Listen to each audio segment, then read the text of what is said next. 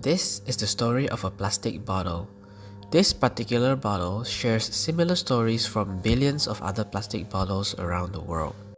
Before we learn how did this bottle ended up here, let's see where did it came from. Before it was made into a plastic bottle, it came from fossil fuels such as crude oil or petroleum. The fossil fuels are extracted and transferred into the oil refinery and then processed into many plastic pellets through chemical reaction. The plastic is then heated and melted down into a mold to give shape to the plastic bottles. And that is how plastic bottles are made. Billions and billions of plastic bottles are being disposed around the world. It is harming our mother planet since plastic takes more than 1,000 years to decompose and some are not even biodegradable. Hence, what are the better ways that we humans can apply to use bottles efficiently? First of all, we could recycle plastic.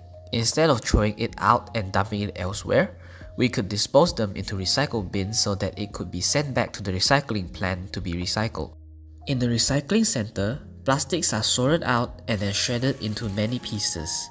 After that, they will be washed and melted down so that they become back to raw materials that could be made into new plastic bottles or other things made of plastic.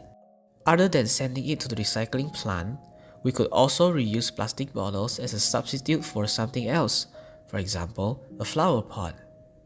There are also tons of videos on the internet that we could get ideas from on how to reuse plastic bottles. A fun fact about reusing and recycling plastic bottles is that it contributes to the circular economy.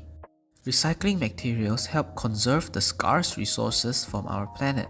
It could also cut down costs. For example, using recycled plastic bottles to make new plastic bottles takes less effort than going through all the process of making a new plastic bottles from scratch.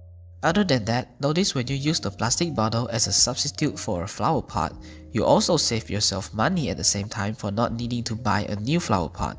So, before you throw out a bottle of mineral water next time, think about the small difference that you could make in order to preserve our Mother Earth.